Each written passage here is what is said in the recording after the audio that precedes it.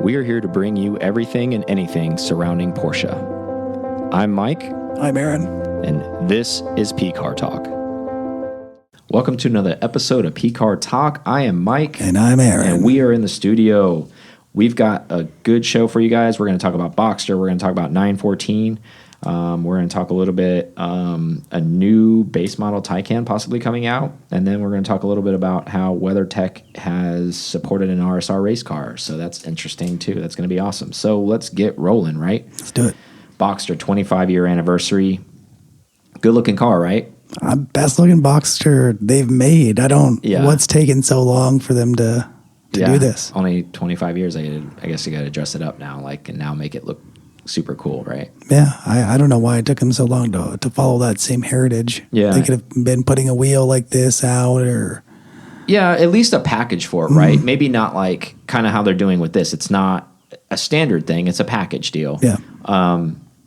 And the nice part about it, it's not window dressing, right? It's getting the GTS 4-liter motor. So that's the nice part. It's not just some Porsche, psychological mind F on you where there's like, oh, hey, you're getting something super special here, and we're just going to put a decal here, change some interior bits, and put some wheels on it, and send you down the road. Yeah.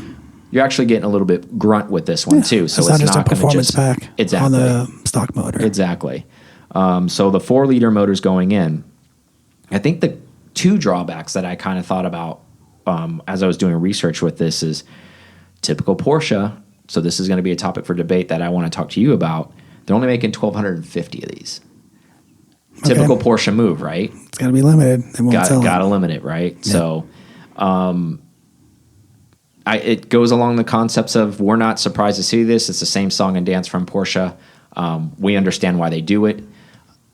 As far as like to create, obviously, some type of interest behind the vehicle, but also they also want to make it feel special. That's part of the deal. Now, do you think that this is a good move or a bad move, considering this is a Boxster, right? So, and before you answer, I'm going to, so if you want to get the GTS with the 4-liter motor, there's no limit on those cars. So essentially, you can still get that car. It just won't look like the 25th anniversary one. Do you think since, and I'll tell you the price of the car too, it's $100K. So a base Boxster you can get in at $62,000. Okay. Now, granted, that's not a 4-liter motor and that's the baseline, but that's a pretty big delta. Just to put that in perspective, the GTS should be around that number, right? Yeah, it should be close to that. I really didn't compare it to that, but I think it is close to that. The trolls can let me know. 1,250 though. That's even more limited than a GT3 because they're making usually they say they're making 15 or 16. Yeah, tell that to every track I can go and visit. I think they dump out 10,000 GT3 RSs on the 991.1s or something like that. Anyways, the point is, do you feel like that's too limited of a number for these? I don't know that I've met or do you think it even matters? No, I think it's limited. It'll sell. Yeah. I still think they kind of capped that number. There's going to be demand. I don't know anybody that's been like, you know what, I'm waiting on the 25th anniversary. No, of course not. But they do that with tons of models, right? Mm-hmm. We can rattle them all off. We don't need to do that. They make tons of stuff that no one asks for, but they're telling you what they think you want. My thing would be, I'm a GT4 owner, and I have a 4-liter. Now this 4-liter is going into another, another car. Is that taken away from the specialty of me having a GT4 and having a 4-liter? Yeah. GTS has got it now. This anniversary thing has it now. I wouldn't look at it that way. I just wonder, at a $100,000 price tag, where I was going with that is that's pretty close to just GT4 money, MSRP wise. Yeah, that's true. All the comfort seats and everything. If you go, base. But can you get one? That's the other thing. It's so that's limited. This is limited. Well, we know a couple scumbags who got offered them at MSRP when they didn't even put an order in. They was kind of one of those, hey, the guy pulled out on the deal who ordered this car. You're this, of course they're going to make the customer feel good, but they're like, you're the 10th guy on the list that we've called today and no one else has wanted it. Are you interested in it? Yeah, I'll take a GT4. Hell yeah, brother. Exactly how you answer the phone. Exactly. Yeah, okay.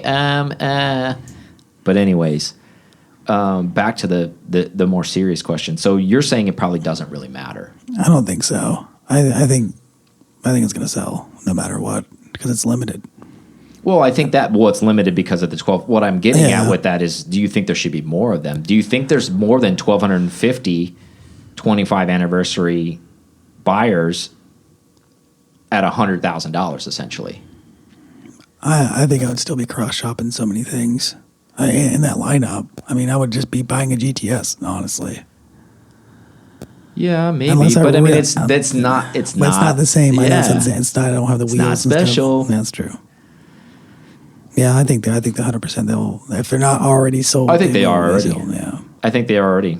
I mean, because there's a lot of those cars sold. And what if you were like a first gen owner and you just kind of kept it and now it's time, or you want a new one? I think almost kind of like with the history of the Boxster being like the savior of kind of Porsche as a company as a whole, when they pumped this car out and, you know, when they first showed it in the early 90s as a concept, I think where we're at with it now, especially with the introduction of all the motor variants of it and the line variants, I think this is another way of them almost kind of leveling the Boxster up a little bit. I mean, like, look at that price tag. I mean, that is not an entry level price point. No. Like, let's be real. $100,000 is still $100,000, regardless of inflation. It's still $100,000 is a lot of money. It also is back to the flat six again, so that's something too. I mean, it was, and then it's not, and then it's back. So, and there's some that say out there, you know, we've seen the comments, multiple people, and I'm not here to agree or disagree, but they're saying that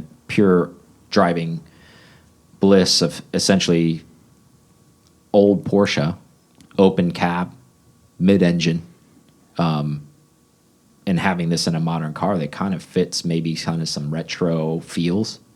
I can see that. You put a nice Soul Performance exhaust on this thing where it's a little bit more free-flowing. You put the top down, this thing probably sings pretty good, I would imagine. I mean, we didn't have a bad time in the Boxster that we drove. So No, not at all. I always like the open air feeling behind stuff. I think it's neat. Like, I know everybody's so like coupe oriented where they're like, oh my God, even if it's a coupe and it has a sunroof, it's garbage. It's got to be a slick top, right?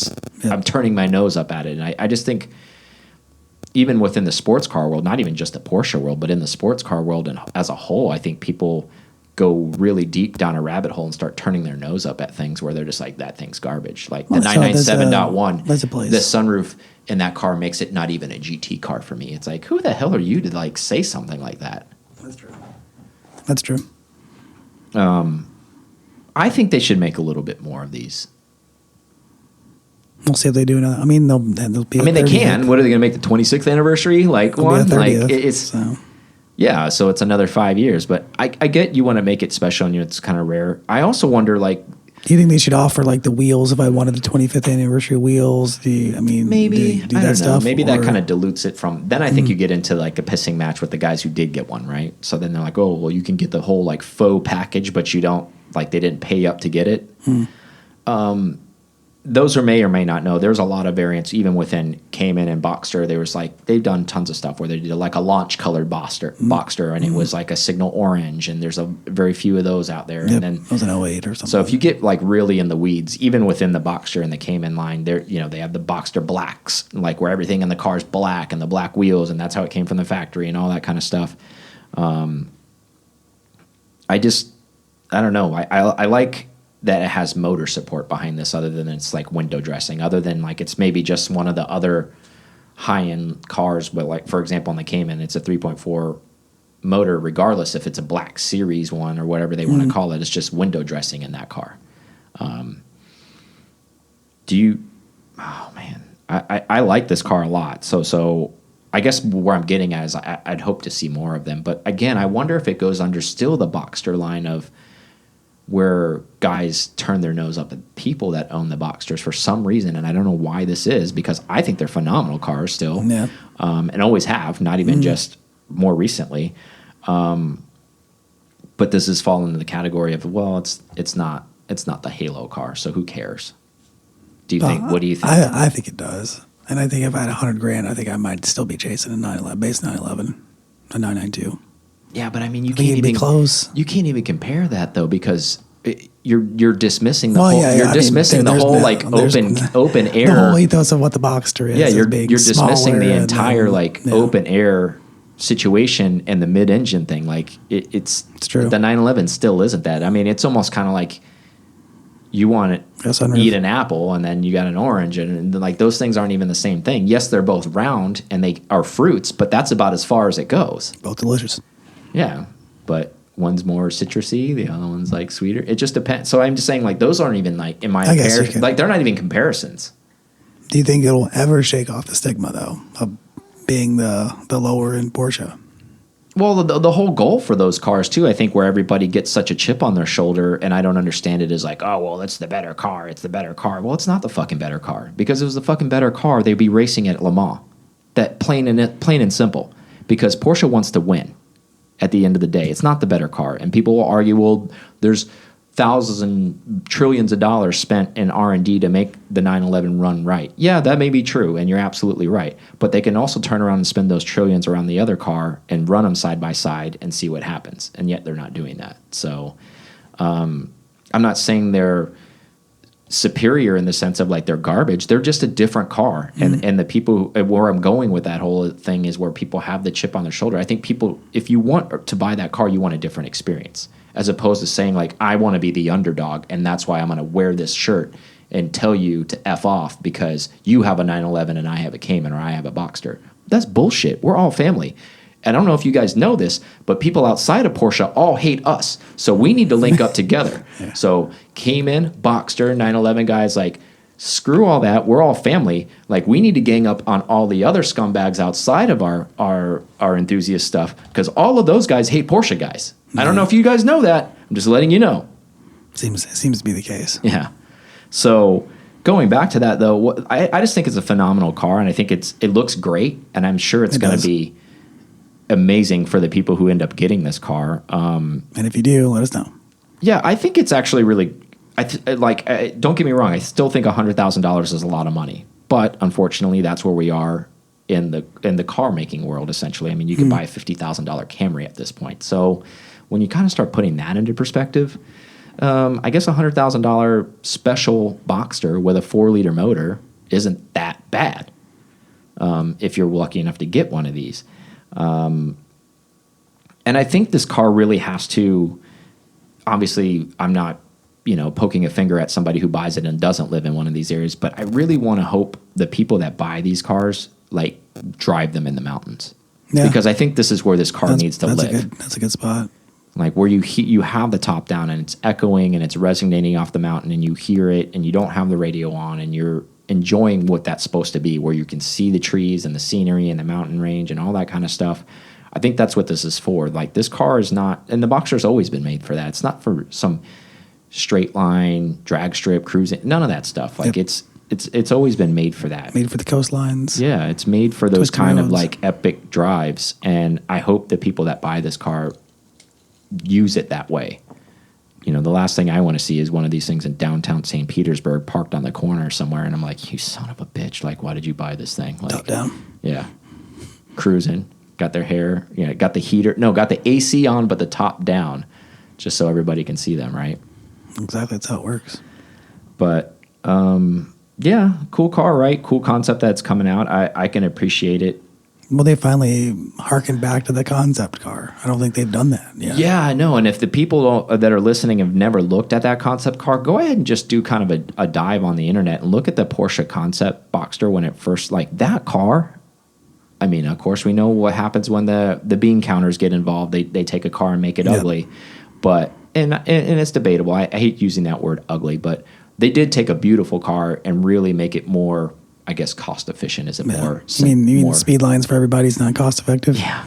Well, I mean, just the way even the body lines on the concept car, like that car wasn't so out of line where people are like, well, it wasn't in regulations. I think that car was more cost driven, right? Because they wanted to make money and they wanted to be able to sell a bunch of them because Porsche needed money. Let's be real. It was a moment in time car for them is what it was. It was like, look, either we're going to spend money on R&D and not have anything left and no one's going to buy this thing and we are literally going to go bankrupt, or this is going to bring us out of the gallows and we're going to gonna do something here. That's true. I mean, there was so much pretty metal and shiny things and on that car, which made it seem like the best thing ever, and leathers, and Yeah, it was great. But I mean, it had like the fans look like boat propellers in them, and like almost kind of like what was that place that Vinny used to work for with that? Oh, like, Spiker. Spiker. They almost kind of look like those kind of like vents, the does. Spiker kind of like concept. That Like was very aviation oriented. Great looking car. And then let's be honest, I mean, I wasn't a fan of first gens, but they are what they are. And if you have one, it is what it is. It's a classic now. At least you have a Porsche, and it top goes down. I can't say that about any of the Porsches I have. It's true. And they still sound good. They're NA. So, and it's a flat six still, so it's cool. But final question before we move on this topic. If you were offered an allocation on this, yeah, right. buddy, you're about to get flamed right now. All right, You ready for this shit? All right. You going to buy one or not? And now this is hypothetical. I know you're not going to get offered an allocation because we're just not in that conversation with a dealership or any of that stuff. But I probably would, as if it was I don't know if it would be my only car, but I could see that. Turn around and flip it. No. I don't know if I would do it as my only car, but maybe a second car, just doing something different where it's not kind of as race driven or as driver focused, more of a still fun but chill at the same time. Yeah. I mean, I would definitely do it. My answer is 100%. I think this is a tentative. But with that being said, this would be almost essentially my rally car. Okay. That's what you're saying. And not the rally where you guys are probably thinking like Group B rally. I'm talking about like mountain rally where friends get together and go drive in the mountains. Like anytime I got invited to go, it would be this car that I would take. Same reason if I had a Spider or if I had a Speedster, that would be the car that I took every time. Just to kind of get that soundtrack of being up there, the whole purpose of that car. So that would almost kind of be purpose driven if I had one of those. That's what I would do with it. I mean, it follows concept of kind of what I was talking about earlier. Yeah, enjoying it. So another car spent a lot of time unloved and is just maybe even recently, and then some camps still some hate them. 914. Cool thing about 914, this is a 914 concept, but this isn't from Porsche. This is a bespoke company that's basically taking a Cayman. A modern Cayman, and I say modern, I meant like first gen or something. Like 981 yeah. style, okay. Yeah. So they're taking these cars.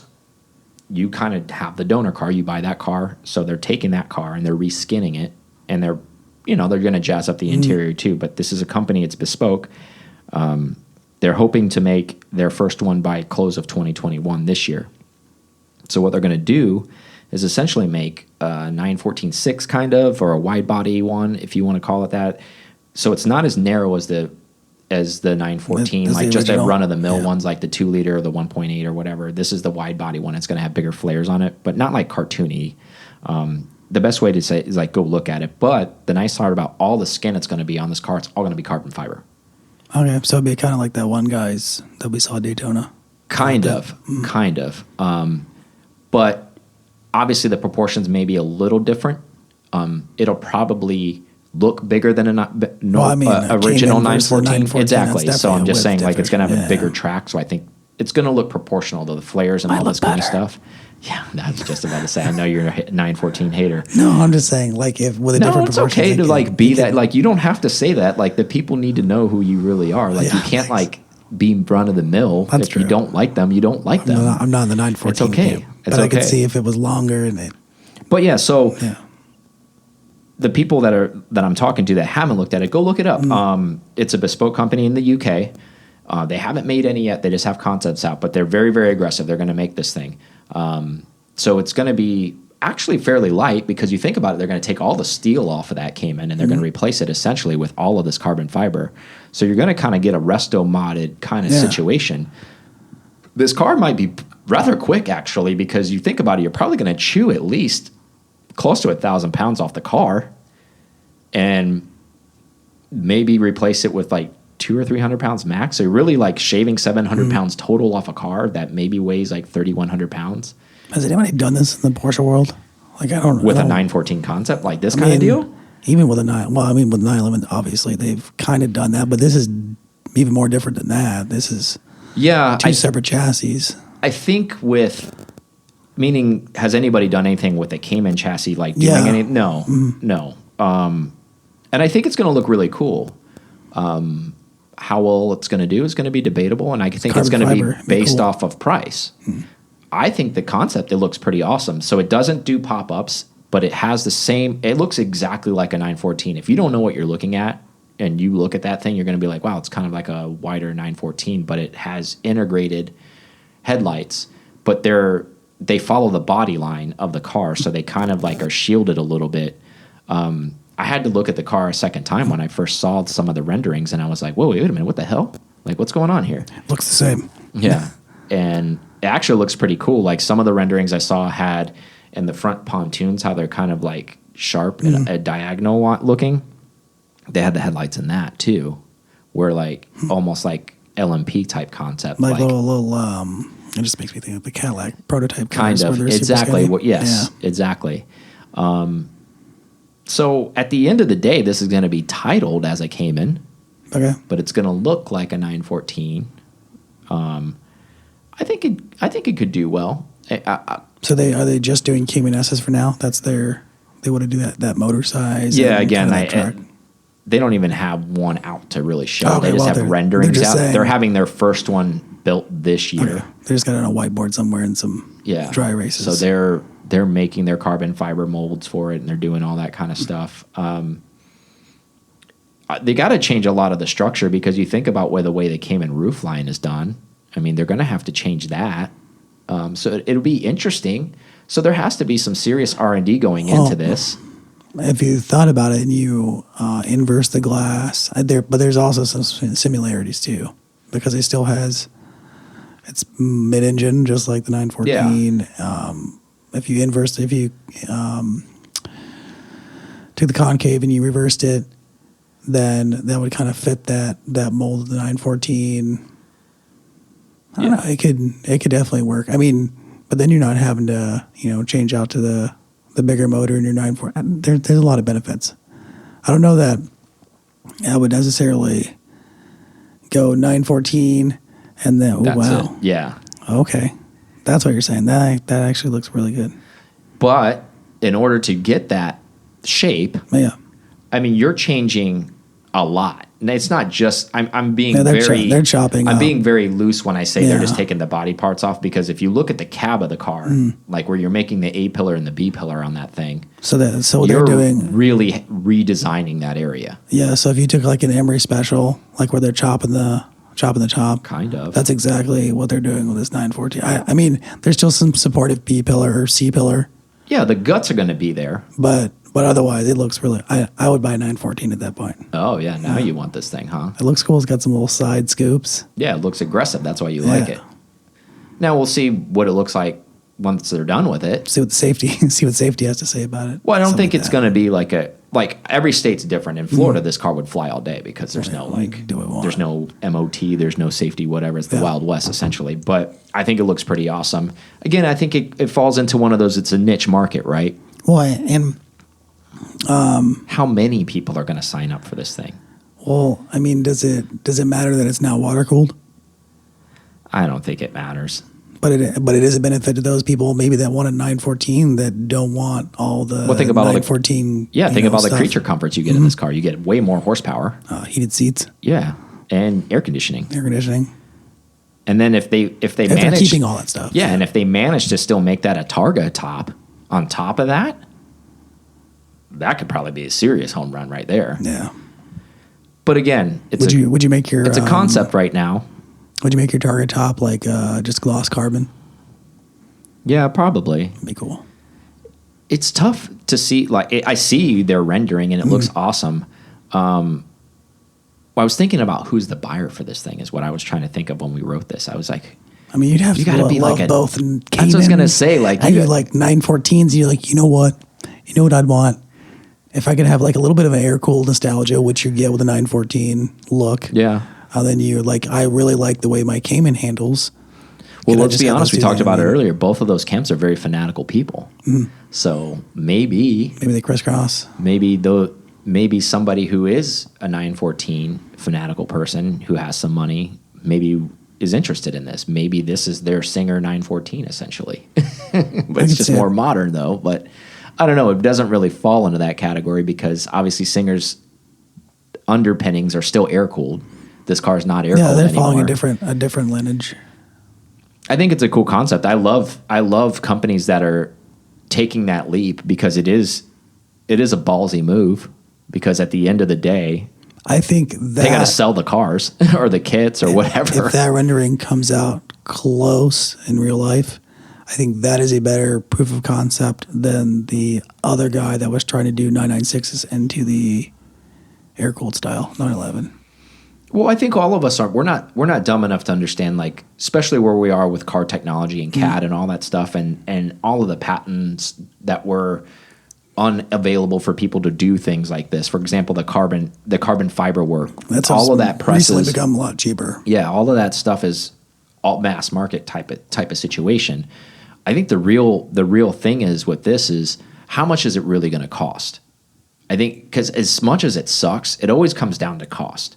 Because you have to supply the car, which is if you get a decent one. I would say it's $200,000, including the price of the car. Yeah. So looking at $170 out of pocket to do all of the stuff, including the fully $30,000 car, probably essentially. a carbon. Well, I mean, depending on how they're doing all the carbon, that's a big thing. Yeah, I wouldn't say you're far off. I'm not disagreeing with you. And then full interior, depending on if they're doing any motor work, which I would hope you're doing something. Hope I'm not going to stock motor at the end of the day. I'm sure you'll get some tweaks to it. Some tweaks, nothing probably crazy. Probably bolt-ons. Buy custom paint, custom interior, and then they got to make some money in. So now, are you buying a $200,000 Cayman /914? Not if I can buy a $100,000 Boxster Anniversary Edition. Yeah, I mean, of course you're talking about that, but I mean, does it go back? Is there a buyer out there? I need a passion for it. I mean, honestly, and I don't know that even those two camps. Yes, they're diametrically. They both have their own styles, and they're super. It's me. I got a Cayman, or it's me. I got a 914. I don't know that it's cross, and I don't know that it's market. But some people like weird things. Mm-hmm. It's better than I mean, it's not a kid car, I guess. No, it's still Porsche through and through, for the most part. I like the concept. I always love people that branch out and do other things. I hope they do well. I hope they do well. Mm-hmm. But again, like you and I know, trying to run businesses, it costs a lot of money to do something. And then at the end of the day, you and I are sitting here talking about it, but is anybody going to step up and pay the dollars for it? That's the next thing. Yeah. I mean, you got to make the move, buy something from me. Even the guys in the realm that are not Singer, they're making something close to it in the UK. Mm-hmm. I don't hear their names pop up besides Singer all the time. And I don't know that. Yeah, but that just could be mass market. I think a lot of those guys do sell a lot of cars, but I think it's niche market, just like anything else, where it's kind of like maybe private people. Maybe this goes to that kind of crowd of people where they're like, I don't care if you know who I am. I'm super wealthy, and I bought one. No, I don't want people to know. What this is definitely going to go to is that they go, I'm only making 5. Yeah, but then does that even make them worthy of doing it? Maybe they're like, hey, I'm making 5, I'm cashing out, I'm done. This is almost kind of like, this is a great category to put this in, and we won't talk too much about it because it's not a Porsche. But remember that Stratos that they built off the F430 concept, where they chopped that car up and they did all this stuff, and it was another UK company who did that, and I think that car ended up costing like £2 million or something like that at the end of it. It was something ridiculous. Pretty steep cost. But I think their whole goal behind, they did a lot of stuff. They had to shorten the chassis. They did a lot of crazy stuff. I'm not like saying like it's not. It's along that category. You're reskinning a car essentially is what I'm getting at for an older car. Yeah. And it may be even where I'm going with that is maybe way more than you're even saying. Like this may be a $500,000 car. It's true. And then again, maybe like you said, maybe they only sell 10. But maybe that's all they needed to do. And then because their whole motive was to just get into that space where they're doing this with other cars. Their name out there. Yes. There could be... Maybe this isn't the end goal. Maybe this is just kind of like, okay, hey. Yeah. We think this is dipped our toe in the pool to get moving on this. Either way. I think it's interesting. So guys, look that up if you haven't seen it. I think it's cool. I always love cool stuff like that. What would you pay for it? That'd be my question. If I had the funds, I'd pay for all of this stuff. If I had the money, I don't have the money for all this stuff. I would own all of it. All of it. Yeah, I'm not like you. I'm not a 914 hater, man. Like I don't care. I don't. Okay. Were you not quoted by saying the one that the front and the back are the exact same, yes. So I can't tell if it's coming or going? Yeah, it's like a double mullet. Okay. See, like I don't see it that way. Like I guess maybe I'm just kind of more nostalgic where I think of like I think it's a cool car because it's lightweight. I like the Targa effect in them. You know, if you could take that out, like I always kind of I feel like I'm an open air kind of guy, but I don't own any. Just not committed to it. I don't think it's just that.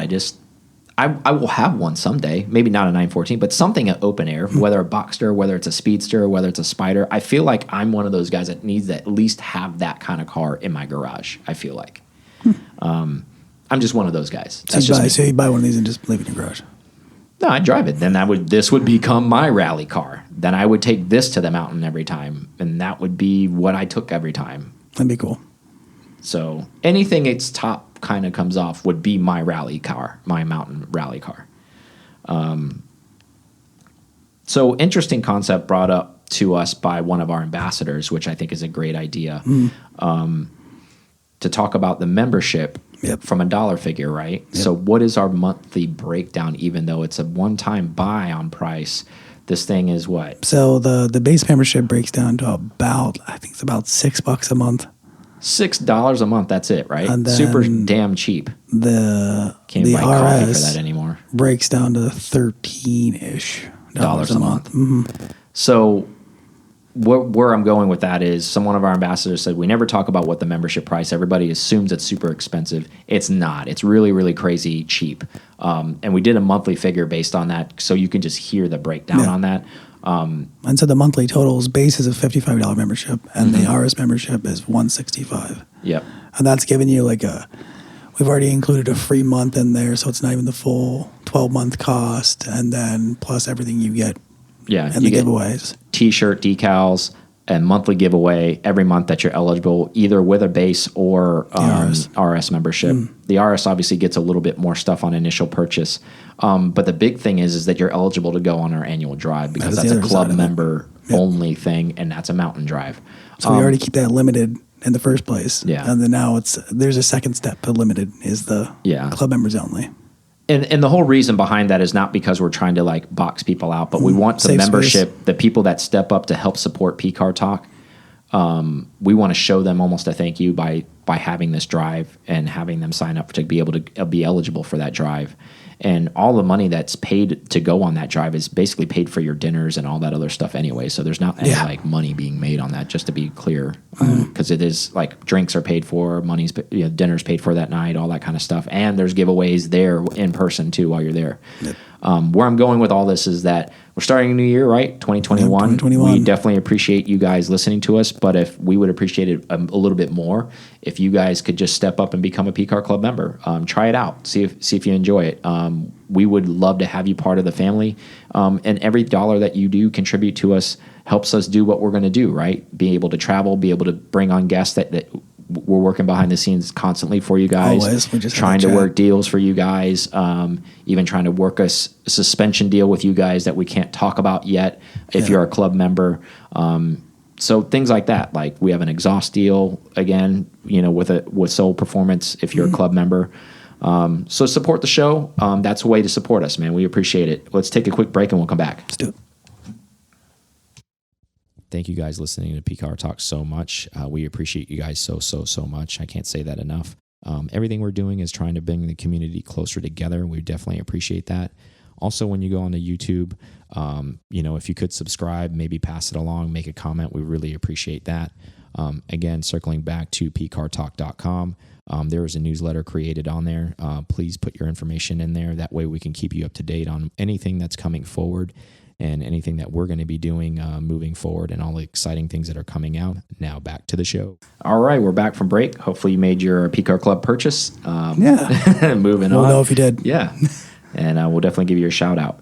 So, new Taycan coming out. Didn't say exactly what it was, but they are talking about bringing out another one, and this is in the U.S. Did they specifically say Taycan, or they? Because I saw electric vehicle. Well, they were all the butts of Taycans. So I was hoping. it was I was a Taycan. hoping that it's the rear view of a Cayenne coupe. Oh God, that could be it too. But theory behind this is it's a Taycan base model finally going to be offered in the U.S., which we knew it was only a matter of time until this was going to happen. The reverse pyramid. Exactly. Because those that don't know, this car is already being sold in China. Why did they not wait over there? Is because that's where their EV market is, and they sell a ton of cars there. They probably had so much allocations to China that they couldn't keep up with everybody else, so they needed to release that base there first. Well, yeah, you and I know this, but I think a lot of listeners don't know this. It goes for a lot of models of cars too. Even I know you guys probably heard or maybe didn't hear Andy Proniger talk about this, even with the GT cars, meaning like with the last run of GT cars that first came out, there's like countries who get cars first. UK got their cars first. Like but they didn't get Porsche, BTS because of that. Yeah, but Porsche picks with all of their cars who's going to get things first. And China got the EV stuff first because that's their biggest selling market, and the Chinese buy these cars up. So where the Taycan base is already being sold there. The equivalent of whatever the yen or whatever they're using as far as the dollar conversion, what that car essentially would cost if it was just a straight lateral move would be $79,926. I was gonna ask and see what they were. So the car gets 256 miles of range. Okay.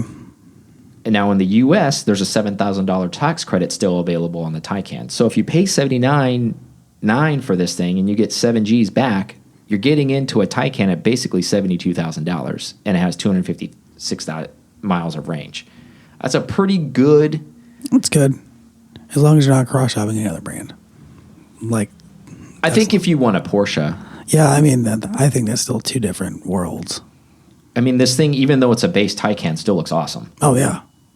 Just like anything, you can option the hell out of this thing, and there's wheels that are made for this thing, so you can make this thing look exactly like a Taycan Turbo S if you want. Yeah, there's already two Taycan. There's two Carmine Reds that I keep seeing all the time.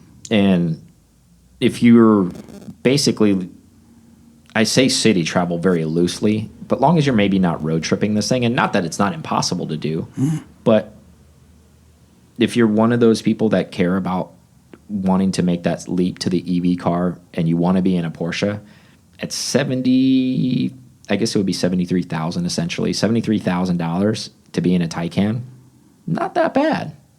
Yeah. I mean, there's a lot more expensive stuff in the Porsche lineup.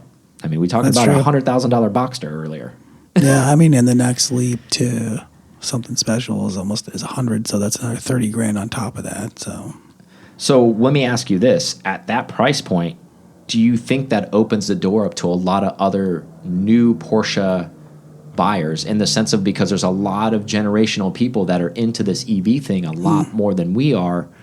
Does this make an opportunity for them to say, this is a possibility now, because this thing only costs $20,000 more than a Camry? If I'm a Panamera owner currently, I think that's what I'm getting next, is a Taycan. I don't think it's try to get another Panamera, and that, I mean, I just think it's unequal at that price point.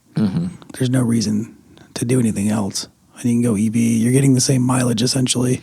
Do you think you would have range anxiety on 256? No, I would. I still think I can tell you right now, I won't. No, because I usually don't live at a 30-mile radius. Yeah, but even then, like, let's say the other cars we drove with V8s, they're still probably around the same range. Oh yeah, that freaking the Cayenne GTS, is like 15 combined. I think. But the difference is you can go fill that at a pump, and the other one is you got to sit there and charge that thing for hours. Either way, I don't think I would have range anxiety, especially even if you lived in a pretty big city. You think about this thing, even if you burned all of that mileage up, bopping around town all day long, even with the family, all that kind of stuff, by the time you came home, you're going to plug it in to get charged. And by the time you woke up, it's going to charge back up the next day. Yeah, the only time that you would come close to using that amount of miles would be on a road trip. Yeah. And then on that road trip, that Porsche map would show you the little area where it's like, hey, here's a charging station. But even to be fair, I think we looked at some charts even that Porsche supplied us with, and some of the data research. People just aren't hyper-miling long road trips like they used to. This whole like road trip concept, like yeah, we do this stuff maybe for work, like meaning Porsche work for you guys on the podcast, or if we go on a rally or something and we want to not transport the car and we want to drive the car there, that's different. With this kind of stuff, like we're just talking about maybe 95% of the normal activities. Just the daily. Most people usually aren't saying like, hey, you and I live in Florida, for example. This would be a prime thing. Let's drive to Knoxville tomorrow. Well, that's rarely going to come up, if ever. Yeah, that's true. Maybe more in the COVID situation now. We're doing but I mean, of the less flying, again, you could use that COVID crutch. You could say that, but I'm saying in general, like most people are going to be like, screw that noise, I'm flying. Yeah, that's true. So I guess where I'm saying at that data that was supplied to us that we looked at, 256 is plenty. Yeah, there's no reason to be worried about it. Most people, this is not going to be a factor really ever. Like, and for us, anybody listening to us locally or even anywhere like mileage, think about a place that's 100 miles away from the city that you live in. You could go to that place and come back and still have range. Yeah, I mean. So that's every day. And like for us, that's like Orlando. So we could go to Disney with the fam and come back all in the same charge and be okay. And then actually, you would be gaining miles because you would be off of braking and stuff. Yeah. But I'm just saying in concept where, and if more than likely, if you're going to be parked at that place, most of these places have a place that you can plug into. So you're still going to get mileage. You might not get full charge, but you might get another 40 or 50 while you're there hanging out at the park or wherever you're at. And you're going to come home anyways. Yeah. And then you're going to plug back in at home. I'm just saying $73,000 sounds a lot better than $198. Was it with the turbo Taycan S, the high level? 205 or something. Okay, yeah, stand corrected. 205, whatever. Major crotch kick on that one. So, and you're getting a sports car like that. Yeah. This thing it handles super well. Yeah. It looks phenomenal, amazingly. Yeah, it looks phenomenal. And for all the people out there that care about what the Joneses think or even what your peers think and you want the new, this is it. Yeah. I think these are going to sell like hotcakes. What I think this, unfortunately, is going to sell too is all the tool bags that are around that I'm talking about, like the $30,000 millionaires that think they want people to think they make $1 million, but they make $35,000 a year or whatever it is, and they're doing everything they do is because they want other people to think what they're doing. Nope. This is unfortunately what this $73,000 Taycan is going to be bought up by. But hey, it doesn't matter. Porsche as a whole, if they sell a bunch of cars, they make a bunch of money. They don't really care. I think that's what's going to happen with this thing. I think we're going to see an abundance of these things after that starts to roll out in the U.S. I think they're just going to be flying off the shelf. And that gives them more data to make a better Taycan. So that's what they need. And then we're going to see all the short bus wraps on it with the chrome flare and the blue chrome and the rose gold and all the other garbage. Yep. We're going to see all of that stuff. But all right, so let's move on. Let's close up. Daytona's around the corner. Yeah, Rolex 24. Big up to WeatherTech for stepping up and going into the GTLM class and racing an RSR. I mean, everybody I'm sure raised their eyebrow going, why is Dempsey buying RSR cars if he can't race? I was at the end of the last year thinking that. He's like, oh, they've bought 8. And I'm like, why did they buy these? Yeah, that was my whole question of like, hey, so can somebody, and I guess if you're WeatherTech, you can do what you want. Yeah. If you help sponsor the entire series, I think you can do things. But nevertheless, it's a win for the fans is what it really is for, that we're going to be able to see, especially for the Porsche fans, but racing fans in general, because it's going to make the class more competitive again, because just like anything, if there's not enough cars competing in a class, it kind of makes it a unworthy class, essentially. So thankful for the WeatherTech for stepping up and picking a Porsche to run in that, because they could have ran in anything they wanted, because as we know, WeatherTech runs all types of stuff. They run Ferrari, they've done Lambo stuff. They've done everything before, I think. And Porsche at one time. Yeah, Porsche. But I'm saying, like, they could have done. I'm thankful they picked the RSR. I think Cooper wants to win. Of course. I think that's where it's at. I think he was like, Dad, let's make this happen. Yeah. What do you want to be in? You know what I want to be in. Porsche time. So that's exciting. So that's right around the corner. Our club member who won, Albert, we'll see him there with his guest at the tickets that we have given away. Yep. Again, this month will be it'll be the following Tuesday. We'll be giving away the hat and the shirt. Bro, another for our club members. Atlanta. Yeah, 2 things that you can't buy. I still don't have that shirt. I don't think you actually even ordered one, even though you said you were going to order one. It's in design. Yeah. It's in design. Yeah. It's in the warehouse. It's backed up there. It's not has nothing to do with me, right? It's on the shelf. But in all seriousness, whoever's going to end up getting that, it's actually a pretty cool package. It's a Winnington Brothers shirt, by the way, that Aaron helped design. It's pretty badass. It's got the K3 Carriers on it, and then you'll get the Turbo hat. Again, which I also designed. Yeah, can't buy either one of them, which is kind of cool. So congratulations to the future member who's going to win that. Again, and all you got to do is be a club member, and then the randomizer decides who you are, basically. Literally, it is literally the randomizer. But I don't have anything else for these folks. Do you have anything before we let them go? No, I think we covered like everything from Boxster to RSR. Yeah, so all those people who give us crap about never talking about, like, I know we can go into further depths about that kind of stuff, but hey, we got to think about the full concept here. So, just thinking about the RSR, are they going to run the same car they ran last year? You think? Yes. Yeah. Yeah, it looks like it. Like what I was looking at is side exhaust on it. Yeah, that's the first thing I looked at. I looked at that right away. I was like, side exhaust. Nope. Side exhaust. What do you think about the driver lineup? I think it's stout. I think they put together a lineup it wants to win. That looks like a winning lineup to me. Anytime there's an Astra on the lineup, I'm like, we're looking good. I'm like, okay, looks like you guys want to win. And that's exactly what I think. That's what that lineup says.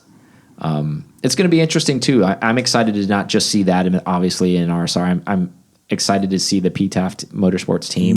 With Larry, who's going to be on that team now. It's joining them. Oh, FAF guys, and then the first form. And Wrights Motorsports. And then Wrights Motorsports. So GTD is going to be a very, very competitive class this year, all the way around. Yeah.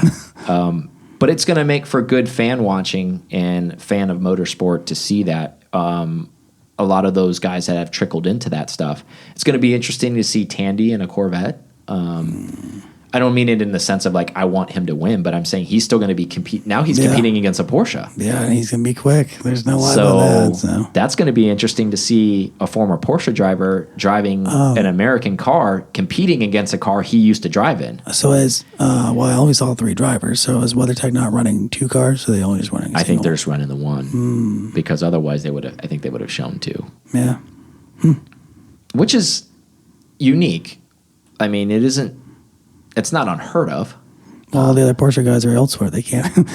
3 other people, like, we don't. Yeah, they already committed, right? Yeah. Next year. Well, yeah, we ought to talk to Jan or those guys about that. Like, once you commit, you wonder if there's a lucrative deal, maybe the teams are nice enough to say, hey, definitely contract somewhere. Make your move if you need to. Like a free agent? I think it really just depends on the relationship you have with the team, to be completely honest with you. At the end of the day, I think that's what it really boils down to. If you're willing to burn a bridge over an opportunity, then David said there's some pretty sweet WeatherTech mats in this car. Sold me. I got WeatherTech mats for life. What you got? I'm making the move. But in all seriousness, thank you guys so much for listening to us. We really appreciate it. Spread the word. Let's have a good 2021, everybody. Yeah. Always thinking about you guys, and we really love the support. Thank you. Thank you. Thank you so much for listening to this episode of P-Car Talk. Connect with us on Instagram at P-Car Talk or online at pcartalk.com.